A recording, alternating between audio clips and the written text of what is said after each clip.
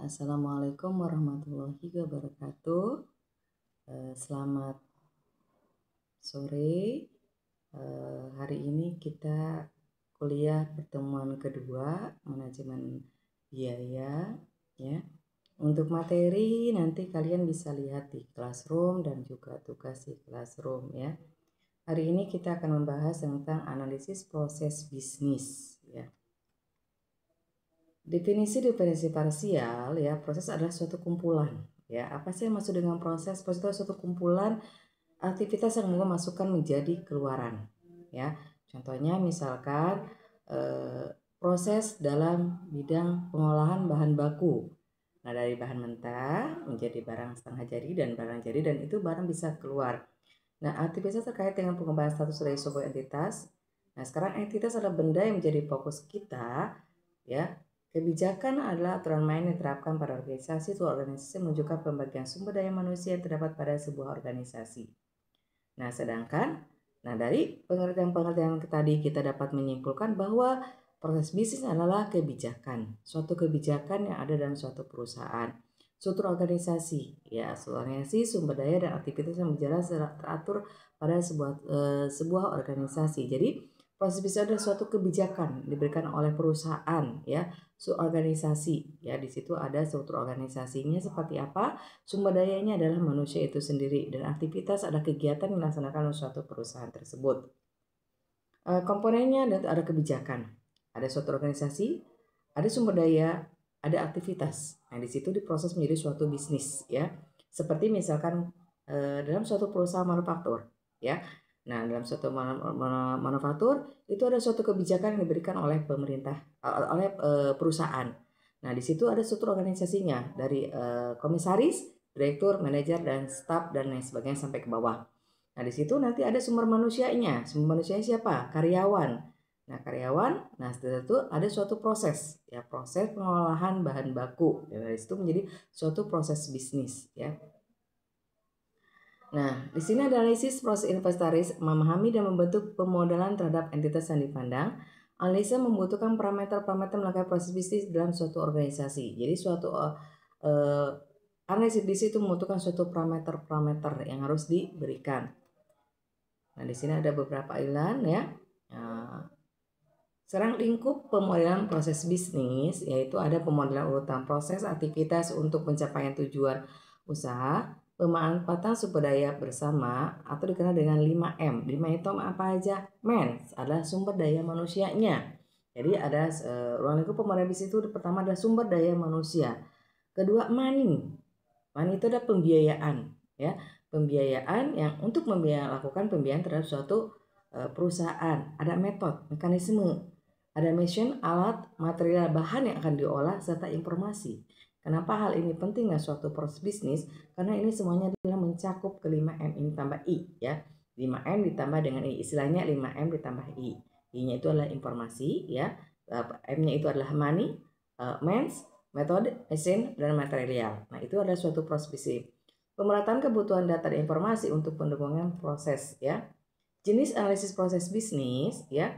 Berdasarkan klasifikasi kompensasinya itu ada kompensasi statis, ada kompensasi dinamis, ya. Nah, itu adalah berdasarkan kompensasinya. Berdasarkan klasifikasi pengolahan operasionalnya, sumber daya adalah 5M yang tadi Ibu sebutkan. Pemeliharaan, perencanaan produk, pelaksanaan diskusi. Berdasarkan fungsi dasar manajemen, FOAS, planning, organisasi, operating, controlling, ya.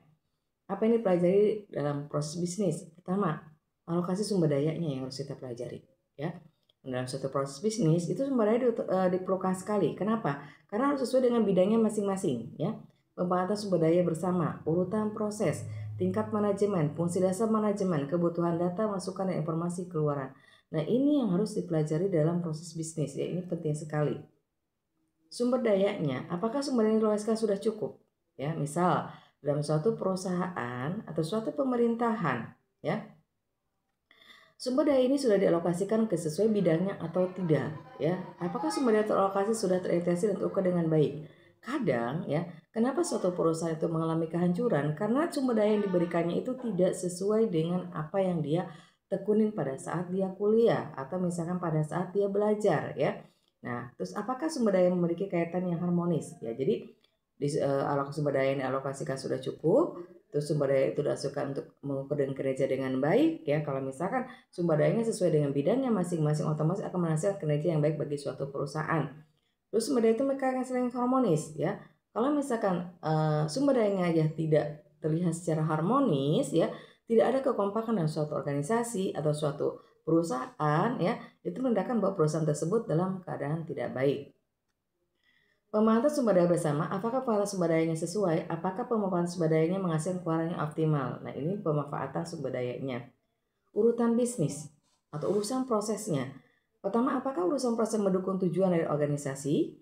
Apakah urutan proses menghasilkan keluaran yang optimal?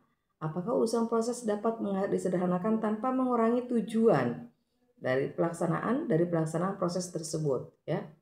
Nah, sekarang bagaimana tingkat manajemennya dalam proses bisnis? Nah, bagaimana tingkat manajemen organisasi dan pola koordinasi setiap tingkatan tersebut? Apakah tingkatan manajemen dapat mengalokasikan pencapaian tujuan organisasi? Apakah tingkat manajemen yang ada dapat fleksibel menerima aliran proses yang ada? Jadi tingkatan manajemen itu dibutuhkan sekali dalam suatu proses bisnis. Fungsi dasar manajemen ya. Apakah fungsi dasar manajemen dipahami untuk masing-masing lini pada struktur organisasi ya? Apakah implementasi fungsi dasar manajemen sesuai dengan struktur organisasi ya? Apakah proses bisnis yang diharapkan sesuai dengan fungsi dasar manajemen? Nah, kalau proses bisnis atau dasar manajemennya sudah baik, maka proses bisnis akan berjalan sebagaimana mestinya. Nah, ini harus diperhatikan. Ya. Kebutuhan data dan informasi dalam suatu proses bisnis itu adalah penting. Kebutuhan data dan informasi. Apakah data dan informasi pada organisasi memenuhi standar dan kriteria dasar dari tujuan organisasi? Apakah kesediaan data memenuhi syarat minimal pelaksanaan aktivitas organisasi? Apakah informasi yang dihasilkan dapat meningkatkan kualitas dan inovasi organisasi? Jadi data dan informasi itu saling berkaitan dalam suatu organisasi ya. Nah, di sini proses bisnis ada kaitannya dengan teknologi informasi ya, di mana teknologi itu penting ya. Apalagi sekarang kita zamannya digital. Apakah itu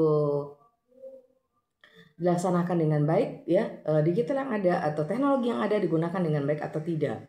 Nah, di sini ada manusianya atau people-nya, ya, ada organisasinya. Karena suatu organisasi, suatu perusahaan pasti mempunyai suatu organisasi, ada teknologinya, ya. Nah, ini harus diperhatikan. Teknologi itu penting, tingkat teknologi itu penting. Jadi kalau misalkan ada sumber daya manusianya, ya, teknologinya kurang baik, organisasinya juga kurang baik, itu tidak akan berjalan sebagaimana mestinya. Jadi harus ada kaitannya antara teknologi, manusianya, ya, organisasinya untuk meningkatkan proses bisnis. Contoh, misal kita ambil contoh, kita misalkan usaha kita manusianya, sumber daya manusianya terdiri dari beberapa, misalkan hanya home industry yang kecil, misalkan gitu kan ya. Nah, di situ ada people-nya, ada manusianya. Kita punya organisasi, siapa sih ownernya, siapa sih bawahannya, ya gitu kan ya. Kita juga harus melakukan teknologi. Jadi kalau kita misalkan manual, kita akan terkalahkan dengan yang mempunyai teknologi. Jadi semua proses bisnis itu harus dilakukan dengan teknologi. Teknologi jadi dia tidak gaptek istilahnya. Jadi mengikuti zaman. Ya, kalau misalkan teknologinya digunakan bagus, ya, people-nya juga bagus, ya, organisasi juga bagus, maka proses bisnis akan berjalan sebagaimana mestinya. Ya. Nah, di sini ada bisnis dan teknologi informasi. Kenapa sih penting? Karena dia berkaitan. Untuk menghasilkan suatu barang, misalkan kita menggunakan teknologi yang lebih canggih lagi. Nah, ada pihak eksternal dan pihak internal ya. Ada strategis bisnis, ada infrastruktur organisasi dari proses dari bisnis organisasi. Jadi ada pihak internal dan pihak eksternal.